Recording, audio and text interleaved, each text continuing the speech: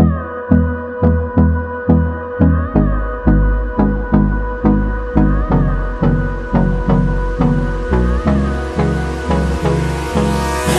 me close till I get up. Time is barely on our side. Your chemistry. And welcome to last part of polymer chapter. आज आपला हा chapter इथे complete होईल आणि उद्या next part मध्ये आपण काय बघतोय याचे एक्सरसाइज याची बघायची आपल्याला उद्या नेक्स्ट पार्ट मध्ये. चला चालू करूया. आज आपल्याला काय काय बघायचं बघा. डीपी म्हणजे डिग्री ऑफ पॉलिमरायझेशन हा पॉइंट कव्हर करायचा आहे. आणखीन आपल्याला बायोडिग्रेडेबल पॉलिमर शिकायचे. बायोडिग्रेडेबल आहेत पण आणखीन कसे आहेत, सिंथेटिक बट बायोडिग्रेडेबल पॉलिमर्स आहेत हे. PHBV, nylon 2, nylon 6. त्याआधी तुमच्या टेक्स्टबुक मध्ये एक ऍक्टिव्हिटी आहे. क्वेश्चन काय बघा, खाली जे तुम्हाला 6 पॉलिमर दिलेत यापैकी ऍडिशन पॉलिमर कोण आहे आणि कंडेन्सेशन पॉलिमर कोण आहे हे तुम्हाला क्लासिफाय करायचं आहे. चला बघूया. PVC, पॉलीविनिल क्लोराइड, कोणती प्रोसेस जातो माहिती आहे तुम्हाला, ऍडिशन पॉलिमरायझेशन आपण बघितलं आहे.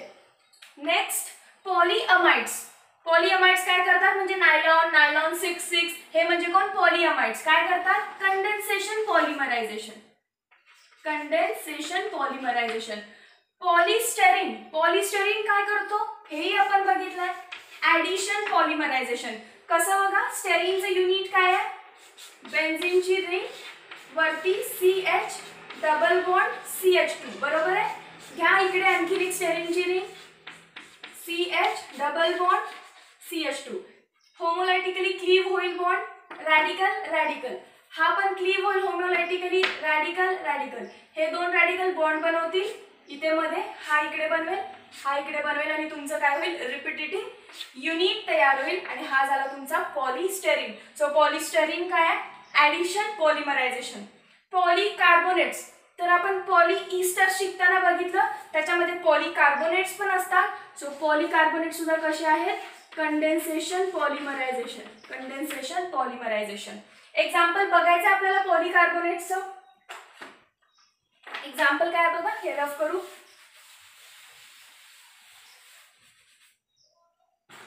तर एक फिनॉलची रिंग आहे, इकडे मध्ये एक कार्बन ॲटम आहे आणि त्याला परत इकडे कोण लागलं, फिनॉलची रिंग लागली. हे स्ट्रक्चर लक्षात आलं. मधल्या कार्बनला बघा वरती एक CH3 ग्रुप आहे, खाली एक CH3 ग्रुप आहे. हा आपला एक मोनोमर आहे, याचं नाव असतं बिस्फिनील रिंग बना.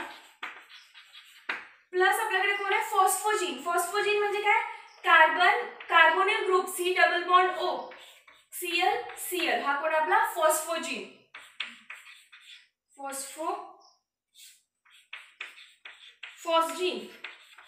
हा कोण आपला फॉस्फोजीन आहे. आता याच्यामध्ये काय होतं, हे अंडरगोज पॉलिमरायझेशन, कंडेन्सेशन होणार आहे. दोघांचं कंडेन्सेशन होणार आणि आपला पॉलिमर कसा तयार होतोय,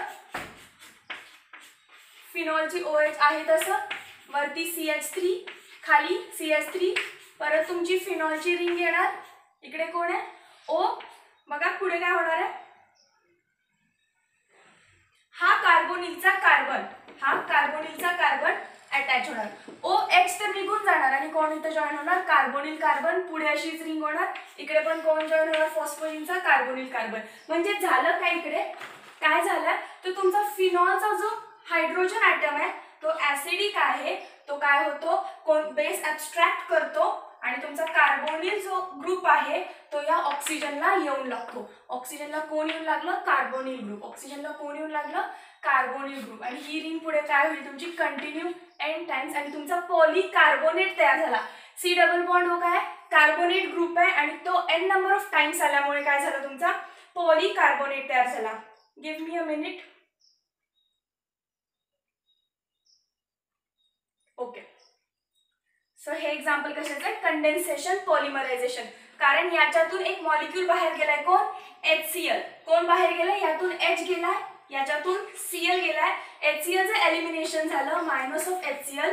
सो पॉलीकार्बोनेटचा कंडेन्सेशन पॉलिमरायझेशन. नोव्हलॅक आपण बघितलं, नोव्हलॅक काय बनवतं, ऍडिशन पॉलिमरायझेशन. आणि मी एक मुद्दामून ऍड केलंय, बेकलाइट काय असतं, कंडेन्सेशन पॉलिमरायझेशन. आता काय डिफरन्स आहे बघा, पहिल्या स्टेपमध्ये नोव्हलॅक बनतो आणि तो फक्त ऍडिशननी बनलेला असतो, कुठलाही मॉलिक्यूल तिथे एलिमिनेट झालेला नसतो. बेकलाइटचं लेक्चर तुम्ही परत एकदा बघा. नोव्हलॅक मध्ये ऍडिशन होते आणि परत आणखी खाली काय होतात, आपण उलटे ऑर्थो पॅरा बेकलाइट स्ट्रक्चर्स काढतो आणि ते अंडरगोज काय, कंडेन्सेशन पॉलिमरायझेशन. सो इथे मिस्टेक नाही करायची. नोव्हलॅकचं फॉर्मेशन ऍडिशन आहे आणि बेकलाइटचं कंडेन्सेशन आहे. याचं एक्सप्लेनेशन जर हवं असेल तर आपलं बेकलाइट वरती ऑलरेडी लेक्चर आहे, ते लेक्चर तुम्ही बघून घ्या. लक्षात आला हा क्वेश्चन. चला नेक्स्ट बघायचा आहे. नेक्स्ट क्वेश्चन काय आहे, तर तुम्हाला एक चार्ट दिलाय जो मी इथे काढलाय. वरती बघा कॉलम्स मध्ये दिलाय repeating unit, name of monomer, formula of monomer and uses. आणि तुम्हाला 4 पॉलिमर्स दिला, नायलॉन 6, नायलॉन 66, स्टेरिलीन अँड मेलामाइन. हे दोन आहेत, मी इथे आधी 2 लिहून घेतले. बघा नायलॉन 6 चं रिपीटेटिंग युनिट काय आहे. पहिला तर तुम्हाला नायलॉन 6 चं नाव माहिती पाहिजे, कोण असतं, E caprolactam. E caprolactam. So repeating unit म्हणजे स्ट्रक्चर माहिती पाहिजे. 6 कार्बन असतात, 1 2 3 4 5 6 कार्बन ॲटम्स. साव्याला कोण लावायचा, सी डबल बॉन्ड ओ आणि इकडे कोण आहे हा NH अँड जॉईन करा. बघा first, second, third, fourth, fifth, 6 carbon. त्याच्यानंतर NH आणि हे तुमचं कुठलं स्ट्रक्चर आहे, ई कॅप्रोलॅक्टम. पुढे काय होईल, पॉलिमरायझेशनची प्रोसेस करेल. मध्ये किती मिथिलीनचे युनिट आहेत, 5 मिथिलीनचे युनिट आहेत आणि 6वा कोण आहे, कार्बोनिल कार्बन. आणि इकडे कोण आहे NH. हे रिपीट होईल n टाइम्स. हा तुमचा कोण आहे, पॉलिमरचं रिपीटेटिंग युनिट. हे कोण असतं, रिपीटिंग युनिट. कोण आहे, repeating unit. So repeating unit कसं लिहिणार बघा आपण, NH CH2 चे युनिट्स किती वेळ यायचे तुम्हाला, 5 times. C double bond O आणि हे असं ब्रॅकेट काढायचं. हे तुमचं झालं रिपीटिंग युनिट. मोनोमर कोण आहे तुमचा, ई कॅप्रोलॅक्टम. मोनोमर कोण आहे, ई कॅप्रोलॅक्टम. स्ट्रक्चर सुद्धा काढायचे. फॉर्म्युला ऑफ मोनोमर, मोनोमरचा फॉर्म्युला कसा आहे, किती टाइम्स लिहायचं तुम्हाला, CH2 5 टाइम्स आहे, C double bond O and कोण असतं NH2. मोनोमरचं सांगितलं म्हणजे ही कोण आहे, रिंग आहे. तर फॉर्म्युला काय होणार, स्ट्रक्चर काढा किंवा असं लिहा आणि युजेस तुम्ही टेक्स्टबुक मध्ये फाइंड आउट करायचे आणि लिहायचे. नायलॉन 66 बघा, माहिती आहे तुम्हाला नायलॉन 66 कोणापासून बनलेला असतो, आठवा ॲडिपिक ऍसिड. ॲडिपिक ऍसिड कसं स्ट्रक्चर असायचं, तर nylon 6 and 6 carbon atoms. Acid म्हणजे CH2 चे किती युनिट्स घ्यायचे तुम्हाला, 4. इकडचा C डबल बॉन्ड OH 5वा युनिट, 5वा कार्बन आणि हा तुमचा 6वा कार्बन. हा झाला ॲडिपिक ऍसिड. आणि याच्यामध्ये आपल्याला कोण ऍड करायचं असतं, 6 times CH2 unit plus NH2, हेक्सामिथिलीन diamine plus काय NH2. नाव काय याचं, हेक्सामिथिलीन डायमाइन. बघा रिपीटिंग युनिट तुम्ही काय करणार, याचा सॉल्ट फॉर्म करणार आणि तो सॉल्ट रिपीटेटिंग युनिट असणार आहे. नेम ऑफ मोनोमर 2 आहेत, adipic acid, hexamethylene diamine. Formula of monomer, ते जे रिपीटेटिंग युनिट आहे त्याला काय करायचं, किंवा ह्या दोघांचे स्ट्रक्चर काढायचे. फॉर्म्युला ऑफ मोनोमर म्हणजे काय, या दोघांचे स्ट्रक्चर्स काढायचे आणि युजेस तुम्हाला टेक्स्टबुक मध्ये फाइंड करायचे. हा सॉल्ट कसा बनतो, नायलॉन 66 वरती पण आपलं लेक्चर आहे, ते तुम्ही बघायचं आहे, डायरेक्टली इथं नाही यायचं. लक्षात आलं. सो हे जे काही ऍक्टिव्हिटीज आहेत तुमच्या टेक्स्टबुक मध्ये त्या आपण ऑलरेडी डिस्कस केलेल्या आहेत. हे फक्त क्वेश्चनच्या फॉर्मॅटमध्ये आलं.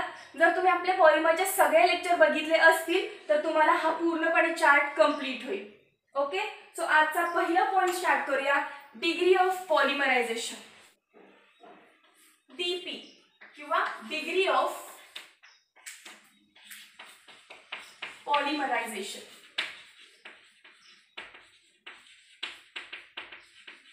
आता बघा आपण n टाइम्स काय केले, मोनोमर ऍड केलेले, बरोबर आहे. n टाइम्स आपण मोनोमर ऍड केले आणि आपल्याला कोण भेटलेला, एक पॉलिमर भेटले. हा पॉलिमर कसा होता, तर याचं मास जास्त असतं, हाय मॉलिक्युलर वेट, मॅक्रो मॉलिक्यूल आहे. सो आपल्याला पॉलिमरचा जर मास काढायचा असेल, मॉलिक्युलर मास, तर आपल्याला आपण घेतलेल्या मोनोमरचा ॲव्हरेज मास काढावा लागेल. मग आपल्याला काय भेटेल, म्हणजे ॲडिशन ऑफ ऑल मोनोमरचं मास केलं की आपल्याला पॉलिमरचं मास भेटेल. आणि पॉलिमरचं मॉलिक्युलर मास ही आपल्याकडे इम्पॉर्टंट प्रॉपर्टी आहे. कारण पॉलिमरचं जे मास आहे तेच आपल्या पॉलिमरच्या मेकॅनिकल प्रॉपर्टीज डिफाईन करतं. मेकॅनिकल प्रॉपर्टीज म्हणजे काय, तर तुमचं पॉलिमर किती टफ आहे, त्याची स्ट्रेंथ किती चांगली आहे, तो इलास्टिक आहे की प्लास्टिसिटी दाखवतो, या ज्या काही प्रॉपर्टीज आहेत, त्याचा स्टफनेस असेल, त्याची फ्लेक्झिबिलिटी असेल, तर हे सगळं कोण ठरवतं, त्याची मेकॅनिकल स्ट्रेंथ. आणि मेकॅनिकल स्ट्रेंथ कशावरती डिपेंड आहे, तर आपल्या पॉलिमरच्या मॉलिक्युलर मासवरती. पॉलिमरच्या मॉलिक्युलर मासवरती. आता बघा, जर तुमच्या पॉलिमरचं जे मॉलिक्युलर मास आहे ते हाय आहे, म्हणजे आपण एक पॉलिमर बनवला with high molecular mass, MM म्हणजे मॉलिक्युलर मास, तर जो आपला पॉलिमर बनतो तो कसा बनतो, बल्की, मॅक्रो बनतो आणि अनमॅनेजेबल असतो. तो आपण मॅनेज करू शकत नाही, बरोबर आहे. म्हणून आपण ठरवलं की लो मॉलिक्युलर वेटचं काय बनवू, लो मॉलिक्युलर मास पॉलिमर बनवू. पण जेव्हा आपण लो मॉलिक्युलर मासचा पॉलिमर बनवला तेव्हा आपला पॉलिमर कसा बनला, ब्रिटल बनला. ब्रिटल म्हणजे कसा, ठिसून लगेच तुटणारा बनला. जेव्हा हाय मॉलिक्युलर मासचा बनवला तेव्हा अनमॅनेजेबल बनला, मॅनेज करायला अवघड होता तो, अनमॅनेजेबल. आणि जेव्हा लो मॉलिक्युलर वेटचा बनवला तेव्हा ब्रिटल बनला. आणि ह्या दोन्हीही कंडिशन्स कशा आहेत, आपल्याला हव्या अशा नाही आहेत, अनडिझायरेबल आहेत. सो जर आपल्याला हवा तसा पॉलिमर जर बनवायचा असेल तर आपण किती मोनोमर्सचे युनिट घ्यायचे हे काहीतरी फिक्स ठरलं पाहिजे, याची काहीतरी सर्टन लिमिट असली पाहिजे. आणि त्यालाच काय म्हणायचं, डिग्री ऑफ पॉलिमरायझेशन. किती मिनिमम किती मोनोमरचे युनिट एकत्र येऊन तुमचं पॉलिमर बनायला पाहिजे की ज्यामुळे डिझायरेबल प्रॉपर्टीज असणारा पॉलिमर तयार होईल. त्या नंबर ऑफ पॉलिमर्सना, त्या नंबर ऑफ मोनोमर्सला काय म्हणायचं, critical degree of polymerization. So what is critical degree of polymerization, minimum number of monomers that should aggregate to form the polymer. So बघा, डिग्री ऑफ पॉलिमरायझेशन आम्ही कसं डिफाईन करेल, number of monomers that forms polymer. किती मोनोमरनी तुमचा polymer form केलाय त्याला काय म्हणायचं, डिग्री ऑफ पॉलिमरायझेशन. त्यालाच काय म्हणायचं, डिग्री ऑफ पॉलिमरायझेशन. फॉर एक्झाम्पल, आपण एक एक्झाम्पल बघितलेलं पॉलिमरचं की ज्याच्यामध्ये जवळपास किती 15,000 ते 20,000 मोनोमर्स एकत्र येतात. सो ही जी क्वांटिटी आहे 15,000 to 20,000, हे काय झालं तर ही डिग्री ऑफ पॉलिमरायझेशन झाली त्या इंडिव्हिज्युअल पॉलिमरची. आता बघा, जेव्हा आपण पॉलिमर एखादा बनवला, ठीक आहे, आता मी तुम्हाला क्वेश्चन विचारते. क्वेश्चन असा आहे, नायलॉन 6 आणि कोण घेतला, आपला पॉलिइथिन घेतला. हे दोन पॉलिमर आहेत, ह्याच्यामध्ये कोणाची डिग्री ऑफ पॉलिमरायझेशन जास्त असेल आणि कोणाची डिग्री ऑफ पॉलिमरायझेशन कमी असेल हे कम्पेअर करायचंय. काय करायचंय, compare DP, degree of polymerization compare करा, हा एक क्वेश्चन आहे. तर याचा अप्रोच कसा आहे, याचा आन्सर कसं फाइंड करणार तुम्ही, तर मला सांगा, नायलॉन 6 आणि तुमचा पॉलिइथिन आहे, याच्यामध्ये इंटरमॉलिक्युलर फोर्स ऑफ अट्रॅक्शन तुम्हाला आधी माहिती पाहिजे. एक्झॅक्टली बघा, नायलॉन 6 मध्ये strong intermolecular forces of attraction आहे आणि तुमचा जो पॉलिइथिन आहे त्याच्यामध्ये कसं आहे, कंपॅरेटिव्हली लो. का बघा, कारण पॉलिइथिन कोण आहे, आपला इलास्टोमर आहे. इलास्टोमर मध्ये कोण असतात, वॅन डर वॉल्स फोर्सेस असतात की जे वीक आहे. आणि नायलॉन 6 हा तुमचा कोण आहे, फायबर आहे. आणि फायबर मध्ये आपण बघितलं स्ट्रॉंग इंटरमॉलिक्युलर फोर्सेस असतात, जसं की dipole interaction and hydrogen bonding. So comparatively nylon 6 जे नायलॉन 6 मध्ये कसं असतो, स्ट्रॉंग इंटरमॉलिक्युलर फोर्स असतो आणि याच्यामध्ये पॉलिइथिन मध्ये वीक फोर्स असतो. हे लक्षात आलं. नंतर बघा पुढे काय करायचंय, डिग्री कम्पेअर करण्यासाठी, जर नायलॉन 6 मध्ये strong intermolecular forces of attraction असतील, याचा अर्थ आपण कमी मोनोमर घेतले तरी सुद्धा डिझायरेबल प्रॉपर्टीचा आपल्याला पॉलिमर बनू शकतो, कारण त्यांच्यातला आतला इंटरमॉलिक्युलर फोर्स ऑफ अट्रॅक्शन कसे स्ट्रॉंग आहे. सो मिनिमम मोनोमर सुद्धा आपल्याला डिझायरेबल पॉलिमर बनवून देऊ शकतो. पण वीक बॉन्डिंग असल्यामुळे तो तुटू शकतो इझिली. सो आपल्याला काय करायला लागेल, खूप मोनोमर्सना एकत्र आणावं लागेल, बरोबर आहे. जर पॉलिइथिन तुमचा वीक आहे सो तो इझिली काय होऊ शकतो, तुटू शकतो. याचा अर्थ मला जर त्याला बल्की बनवायचं असेल, स्ट्रॉंग बनवायचं असेल, तर मला जे मोनोमर्स घ्यायचे आहेत ते कसे घ्यायला लागले असणार, अ लॉट नंबरमध्ये, मेनी नंबरमध्ये. सो डिग्री ऑफ पॉलिमरायझेशन त्याची वाढणार. सो बघा, डिग्री ऑफ पॉलिमरायझेशन कम्पेअर करायचं आहे. पॉलिइथिनची काय असणार, जास्त असणार कोणापेक्षा, नायलॉन 6 पेक्षा, नायलॉन 6 पेक्षा. So we can conclude that degree of polymerization is inversely proportional to intermolecular force. ज्याचा intermolecular force of attraction जास्त त्याची डिग्री ऑफ पॉलिमरायझेशन कमी, ज्याचा intermolecular force of attraction कमी त्याची डिग्री ऑफ पॉलिमरायझेशन जास्त.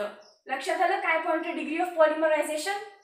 Okay, let's go for biodegradable polymers. आणि त्याच्यामध्ये कोण शिकायचं आहे, PHBV अँड नायलॉन 2 नायलॉन 6. आता बघायचं आपल्याला बायोडिग्रेडेबल पॉलिमर्स. आणि कोणते बायोडिग्रेडेबल पॉलिमर्स मी आत्ताच सांगितलं तुम्हाला, PHBV आणि नायलॉन 2 नायलॉन 6. आता मी सतत तुम्हाला PHBV खूप वेळ लेक्चरमध्ये मी म्हटलं, बरोबर आहे. काय नाव आहे या PHBVचं बघा, अतिशय मोठं नाव आहे याचं. मी आधी नाव वाचून दाखवते. पॉलीहायड्रॉक्सी ब्युटॅरेट को पॉलीहायड्रॉक्सी व्हॅलरेट. P म्हणजे कोण आहे, पॉली. H म्हणजे हायड्रोऑक्सी, H मीन्स हायड्रोऑक्सी ब्युटॅरेट, को पॉली हायड्रॉक्सी व्हॅलरेट. इतकं मोठं नाव का आलं बघा. ऍक्च्युली जो PHBV आहे तो आपला कोण आहे, कोपॉलिमर आहे. म्हणजे त्याच्यामध्ये 2 मोनोमर असणार आहेत. एक मोनोमर आहे तुमचा पॉलीहायड्रॉक्सी ब्युट्रिक ऍसिड आणि दुसरा पॉलीहायड्रॉक्सी व्हॅलरिक ऍसिड. त्यामुळे काय झालं, नाव एकत्र केलं, कोपॉलिमर आहे म्हणून मध्ये काय आलं, को आलं. सो नाव झालं तुमचं पॉलीहायड्रॉक्सी ब्युटारेट को पॉलीहायड्रॉक्सी व्हॅलरेट. बघा युनिट काय आहे, कोण मी म्हणतो तुम्हाला, पॉलीहायड्रॉक्सी ब्युटारेटला दुसरं नाव आहे 3-हायड्रॉक्सी ब्युटॅनॉइक ऍसिड, 3-हायड्रॉक्सी ब्युटॅनॉइक ऍसिड. आणि पुढे जो आहे व्हॅलरेट त्याचं नाव आहे 3-हायड्रॉक्सी पेंटानॉइक ऍसिड. बघा स्ट्रक्चर बघूया आपण.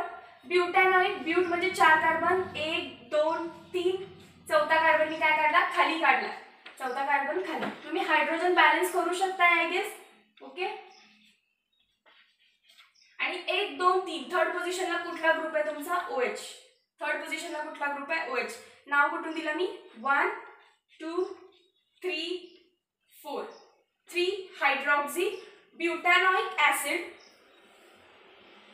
आणखी काय प्लस, सॉरी 3-हायड्रॉक्सी कोण आहे आपला, ब्युटॅनॉइक ऍसिड आहे. ब्युटॅनॉइक कोण आहे, ऍसिड आहे. सो पहिल्याला कोण असणार तुमचा ऍसिडिक ग्रुप, प्रायोरिटी असते माहिती आहे तुम्हाला. ओइक म्हणजे कोण, acidic group. So C double bond OH हा फर्स्ट कार्बन असणार, सेकंड थर्ड अँड फोर्थ. आणि थर्डला कोण लागला, 1 2 3. नेमिंग कुठून करतो आपण, आपला जो ऍसिडिक ग्रुप आहे त्याच्यापासून. सो 1 2 3 थर्डला कोण आलं, हायड्रॉक्सी ग्रुप, 3-हायड्रॉक्सी ब्युटॅनॉइक ऍसिड. प्लस कोण आहे तुमचा 3-हायड्रॉक्सी पेंटानॉइक ऍसिड, 1 2 3 4 5. 3-हायड्रॉक्सी आहे तसं आणि पेंटानॉइक ऍसिडच आहे हा पण, म्हणून OH. परत बघा 1 2 3 4 5. तुम्ही हायड्रोजन बॅलन्स करा, CH3 CH2 CH CH2 and so on. इथे एकच हायड्रोजन येईल. ठीक आहे, हा तुमचा 3-हायड्रॉक्सी पेंटानॉइक ऍसिड. स्ट्रक्चर्स लक्षात आले तुमच्या का, मी परत काढून दाखवू, कन्फ्युजन नाहीये. 3-हायड्रॉक्सी ब्युटॅनॉइक ऍसिड अँड IUPAC नॉमेनक्लेचर तुम्हाला झालेलंच आहे, 3-हायड्रॉक्सी पेंटानॉइक ऍसिड. याचं नाव कसं आलं बघा, कार्बोनिल कार्बनचा शेजारचा कार्बन अल्फा, त्याच्या शेजारचा कार्बन बीटा. सो काय झालं, बीटा-हायड्रॉक्सी ब्युटॅनॉइक ऍसिड. सिमिलर वे मध्ये कार्बोनिल कार्बनच्या शेजारचा कार्बन अल्फा आणि त्याच्या शेजारचा बीटा. सो बीटा-हायड्रॉक्सी आणि 5 कार्बन आहेत म्हणून पेंटानॉइक ऍसिड असं सुद्धा याचं नाव असू शकतं. चला कंडेन्सेशन पॉलिमरायझेशन करणार आहे, काय होईल बघा. जो तुमचा कार्बोनिल कार्बन आहे त्याचा कोण हायड्रोजन ॲटम आणि जो अल्कोहोलिक ग्रुप आहे त्याचा कोण OH H2O म्हणून बाहेर पडणार आणि बाकी सगळा मॉलिक्यूल अटॅच होईल. कसा होईल?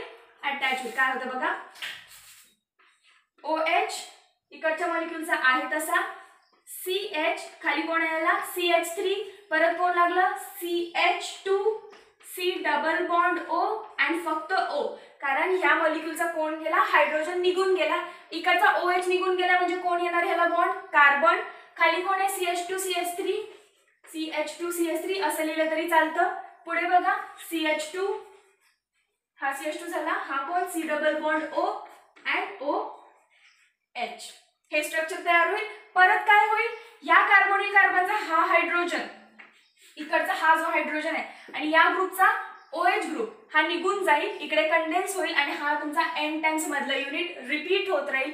हा कोण आहे तुमचा PHBV, हा कोण आहे तुमचा PHBV, पॉलीहायड्रॉक्सी ब्युटॅरॉल को पॉलीहायड्रॉक्सी व्हॅलरेट. लक्षात आलं सगळ्यांचे स्ट्रक्चर?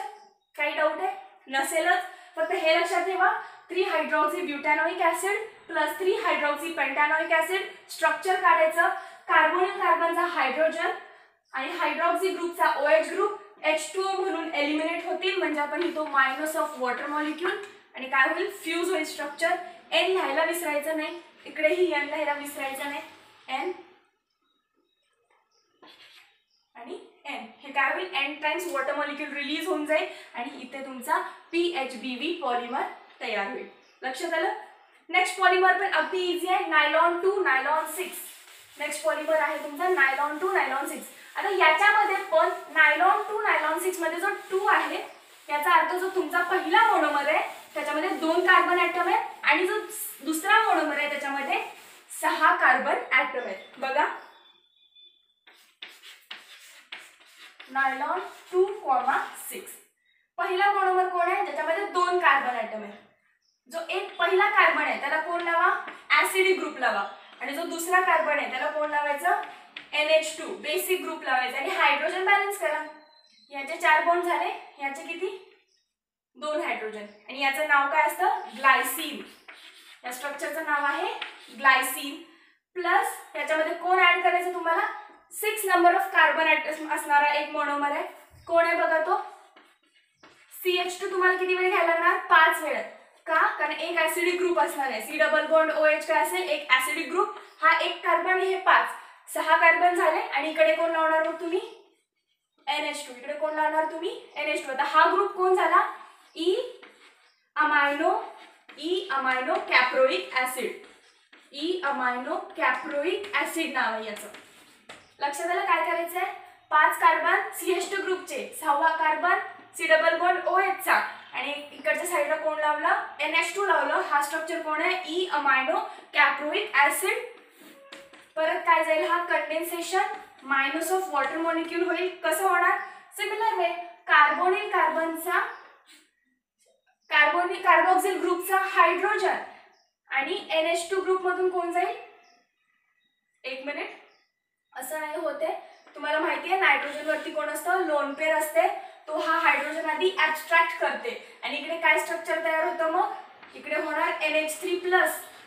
लक्षात आलं ना NH3 प्लस आणि इकडे काय होईल O मायनस आणि हे मध्ये फ्यूज होईल. इकडचे सगळं स्ट्रक्चर सेम, इकडेही सगळं स्ट्रक्चर सेम. बघा मी काढते इकडे NH2 CH2 C double bond O oxygen NH3 plus.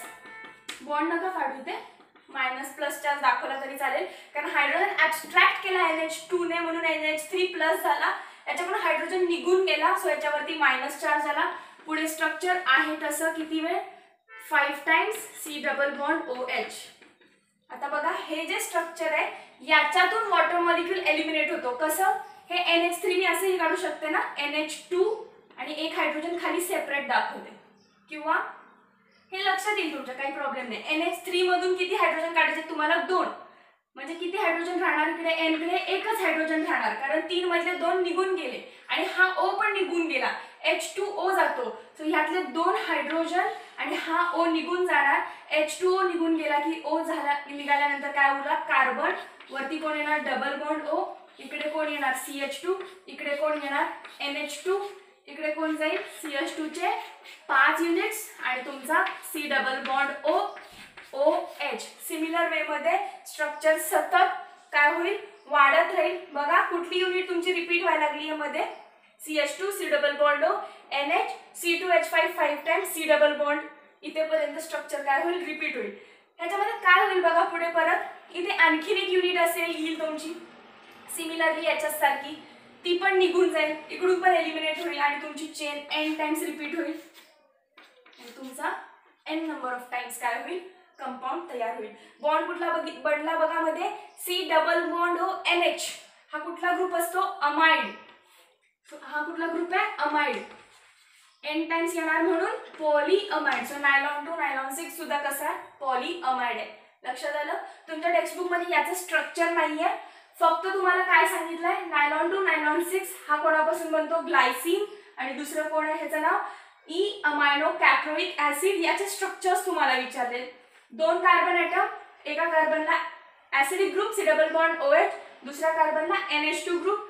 E amino caproic ऍसिडचं स्ट्रक्चर कसं आहे 6 टाइम्स तुम्हाला कार्बन ॲटम आणायचे.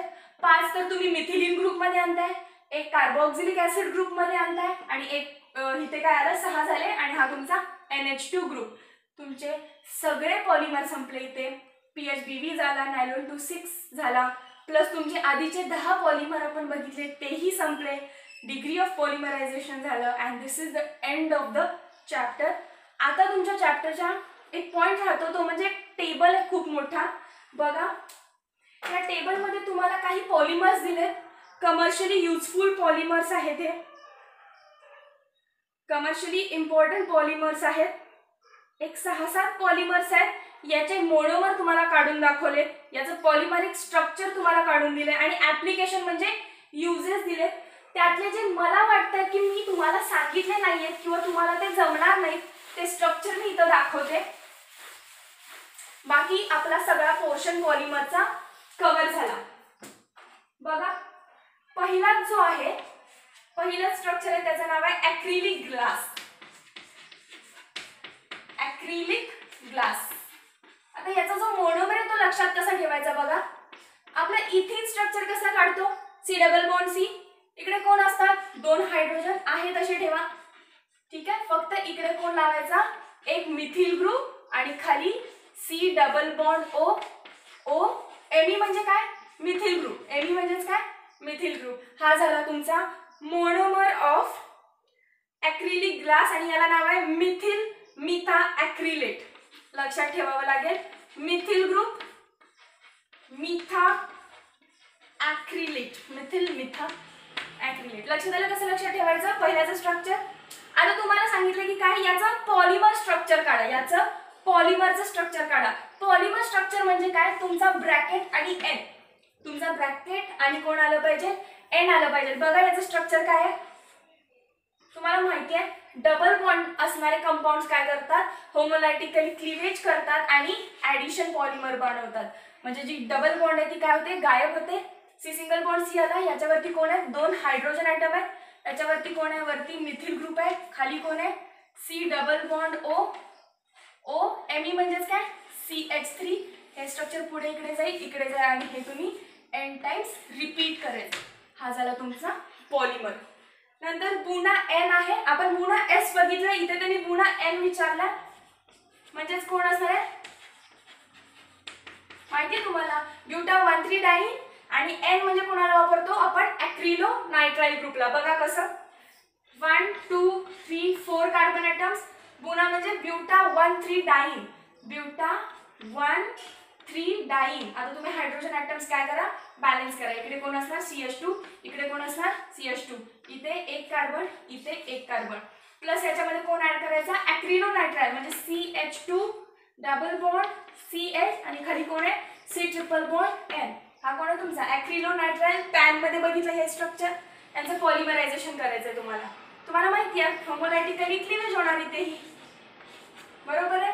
ही डबल बॉन्ड काय करायची फक्त मध्ये आणायचे. जेव्हा 4 कार्बन आहेत आणि तुमच्या पहिल्या आणि लास्ट मध्ये काय डबल बॉन्ड आहे तर तोडायच्या आणि कुठे आणायच्या, मध्ये आणायच्या. हायड्रोजन आहे तसे बॅलन्स करायचे.